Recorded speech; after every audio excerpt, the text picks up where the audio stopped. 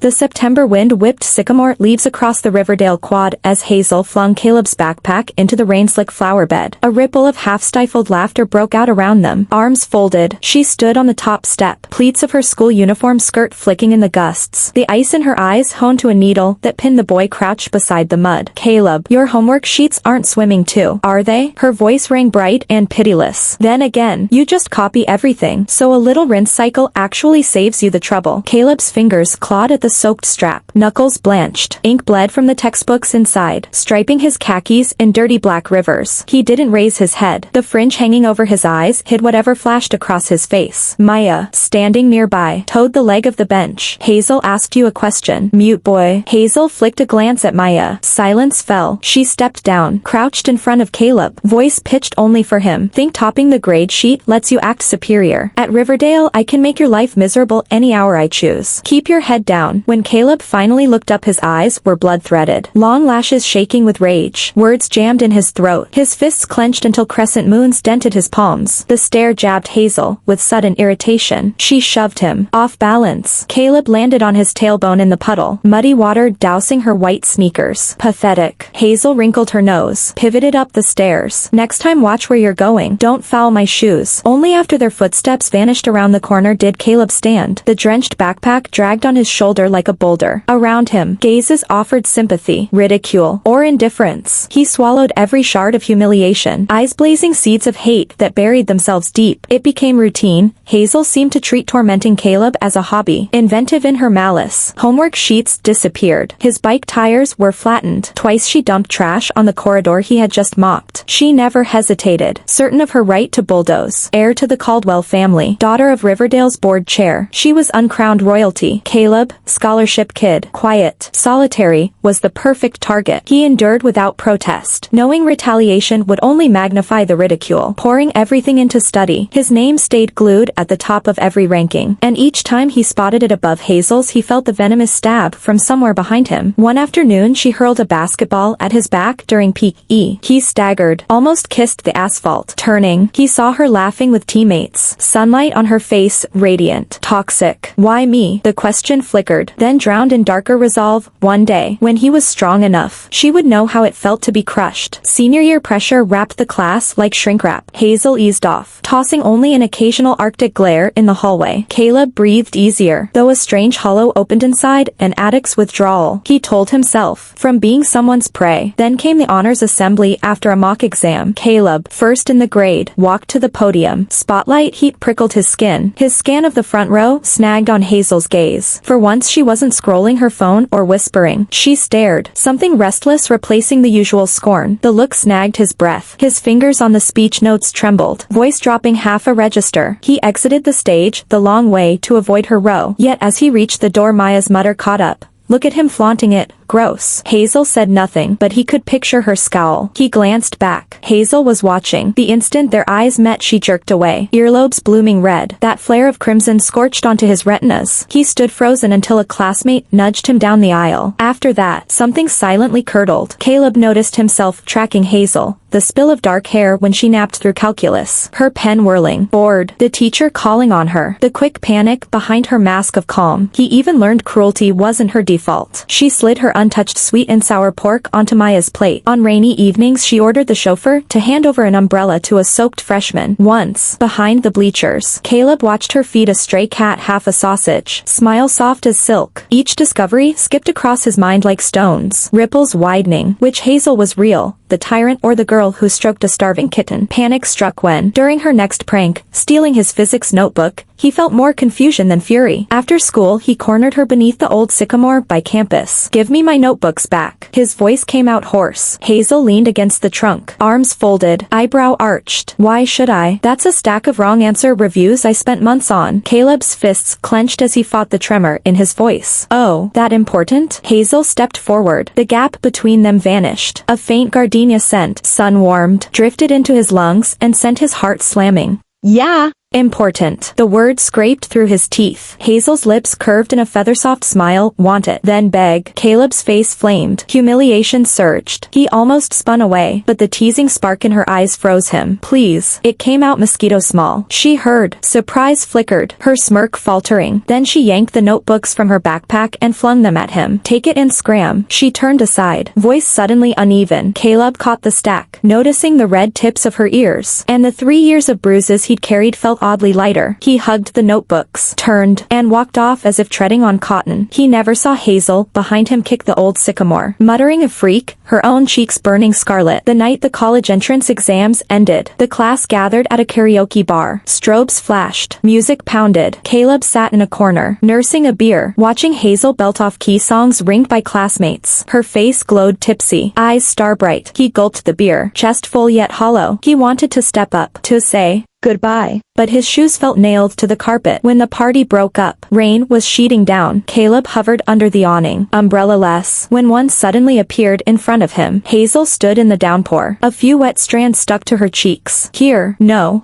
she shoved the umbrella into his hand, darted into the rain, and jumped into the black sedan idling at the curb. The taillights dissolved in watery blur. Caleb stood clutching the still warm handle a long time. That was the last time he saw her. When the application forms came, Caleb wrote Southern University, Hazel's offhand mention, into first slot. He didn't expect to meet her again. He only wanted to breathe the same air she once had. Instead, a crash shattered everything. He was biking to the bookstore, textbooks in his basket, when a truck ran the red at the intersection. As he flew through the air, he glimpsed a familiar black sedan parked nearby, window half down. Hazel's face frozen in terror and resolve. 3 days later, he woke in Estes Hospital. His parents said the driver fled. Police were searching. Caleb stared at the ceiling, emptied. Had anyone visited? Only teachers and classmates. They said. He remembered that face behind the glass. Had she seen? Why hadn't she stopped? On discharge day, Maya caught him outside the registrar. Hazel flew overseas with Caldwell the morning after your accident. She said she was sick of this place. Maya sighed. But I think she was scared you'd report her once you woke. I mean, she used to mess with you so hard. Caleb said nothing, throat tight. He dialed the number carved into his memory. The number you have reached has been switched off. Again and again. That night he locked his door, unfolded the cartoon print umbrella she'd given him, childish pattern nothing like her style, and ran a thumb along the handle. He remembered sophomore year, Hazel tossing his homework sheets into the flower bed, then slipping a brand new workbook into his desk, scuffing his white sneakers, and the next day pristine replacements in his size appearing in his locker. Every prank followed by a flash of regret she'd never voice. Details he drowned in resentment now flooded back. Maybe her malice had never been pure, but why vanish when he needed her most? The question festered like a splinter. He enrolled at Southern, marched through classes and part-time jobs, feeding every spare minute into becoming unbreakable. I hate her, he told himself, hate her torment, her chill, her disappearance. Yet in countless 3 a.m.s he would stare at the dead number, reliving crimson ears under the sycamore, starlit drunk eyes in the karaoke dark. The feeling had long ceased to be hatred. It had shape-shifted into something he couldn't admit, something like 5 years later, South Point. Caleb stood at a Meridian Tower window, watching the gray rain knit curtains over the skyline. The faded Riverdale uniform and the shy taciturn boy were gone. Now the tailored suit, the sharpened gaze, 2 years out of college and already a team lead at a top tech firm. Yet the downpour outside smelled exactly like the night she'd handed him the umbrella, and the scar she left throbbed beneath the crisp white shirt,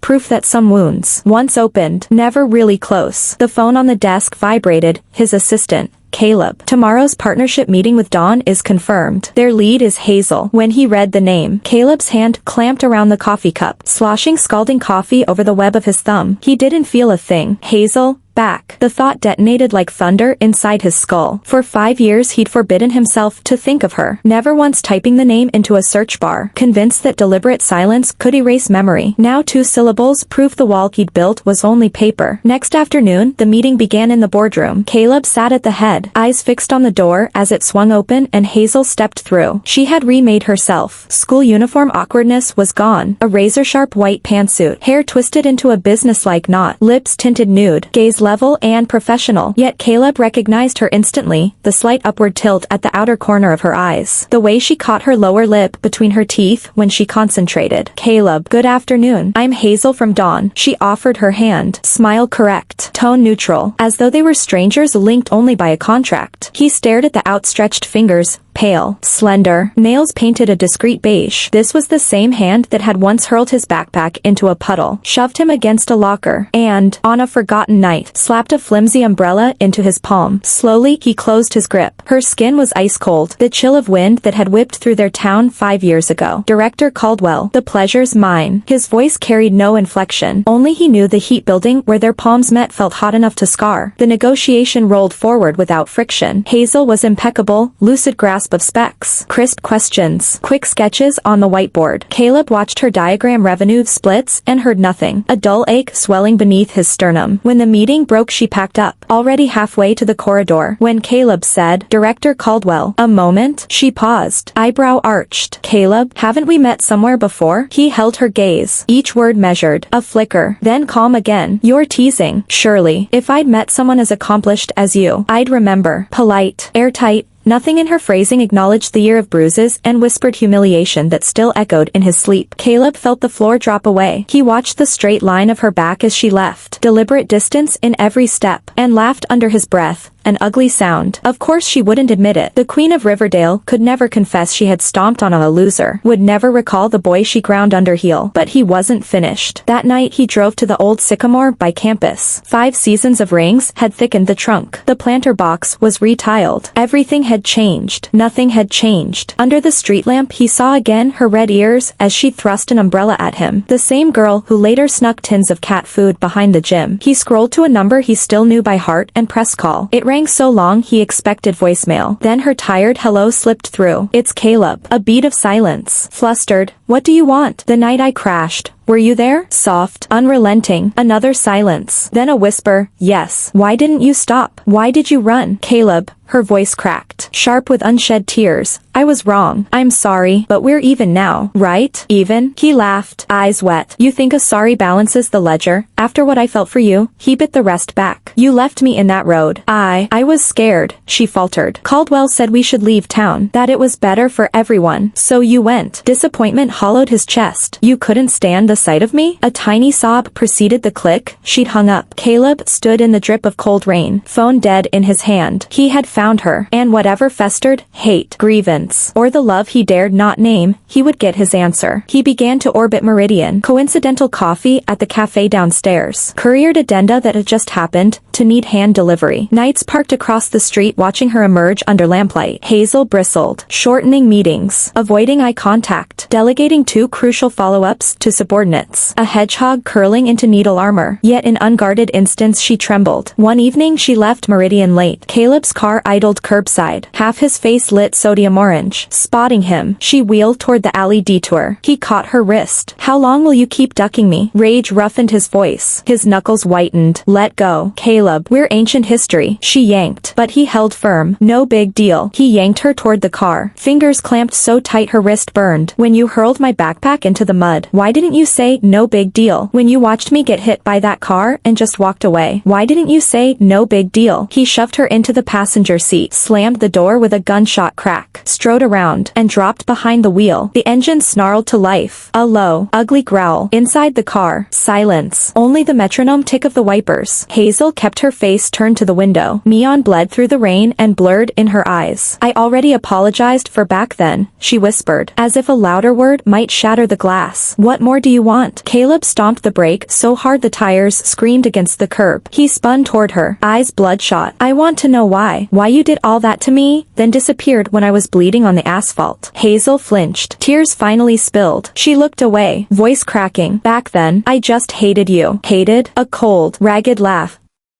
"Hated me so much you hid every one of my homework sheets. Hated me so much you humiliated me in front of the whole cafeteria." "Yes." She whipped around, tears trembling on her lashes like stubborn pearls. "I hated how you always stared at your shoes like some kicked puppy. Hated that your grades were better than mine even though you never raised your hand. Hated," her voice cracked and dropped, "that whenever you looked at me, all I saw was hate back." Caleb's mouth went dry. He had never imagined the malice he'd endured was a warped shield for something this twisted. "You have no idea." Hazel sniffled, words shaking. "When Maya and her crew said they'd corner you after school, I was the one who anonymously called 911. You thought I flattened your bike tires? I saw who really did it. Took the blame so they wouldn't do worse. And the new textbooks I slid into your locker. The white sneakers I left outside your dorm. You never even glanced at them. All I got was that murderous stare. Did you honestly think I enjoyed playing the villain? Caleb felt a fist slam his chest. Details he drowned in resentment now floated up crystal clear. Homework sheets reappearing in his drawer overnight. A spare key dangling from his bike handles after the tires were ruined. Maya's friends blocking the alley, only to scatter when the dean coincidentally strolled by with Hazel. All that so-called bullying had been clumsy, crooked protection. Then the accident, he rasped. Why did you run? Hazel's shoulders stiffened. Her eyes dimmed. My dad knew the truck driver. Caleb's breath caught. We were in his car, she went on, voice paper thin. I saw the delivery truck hit you. Caldwell said the driver was a business partner. If it came out, our family would sink with him. He dragged me into the car, promised he'd handle everything, pay the best doctors, as long as we disappeared. So you just believed him? Disappointment cracked the words. I was 18. Hazel's voice flared. What was I supposed to do? You lay there, not moving. I was terrified, but I was more terrified that if I stayed, I'd bury my family too. She bowed her head, shoulders shaking. I told myself I'd come back when I was strong enough. Make it up to you. But I never thought the boy she left broken on the street would rise as the man now sitting across from her. Ledger in hand. Silence reclaimed the car. Rain drummed the roof. Caleb stared at her curled figure and felt the tide of hatred ebb, exposing reefs of feeling he refused to name. He remembered the awards ceremony senior year, her crimson ears under the gym lights, the old sycamore by campus where she'd snapped at him, flustered, the night she shoved an umbrella into his hand outside the karaoke bar and walked into the rain without looking back. Somewhere long ago, the label-y enemy had peeled off. Hazel, he spoke softly. She didn't turn. He unlatched his seatbelt, leaned over, and gently guided her shoulder until she faced him. Forget compensation, he said, eyes boring into her swollen ones. But you still owe me, just not in cash. She blinked. Then, what? Start over, he murmured, a faint, unreadable smile tugging at his lips. Hi, I'm Caleb. Nice to meet you, Hazel. Rain kept falling, yet the air inside felt lighter. She stared at him, confused, another tear slipping free. Start over?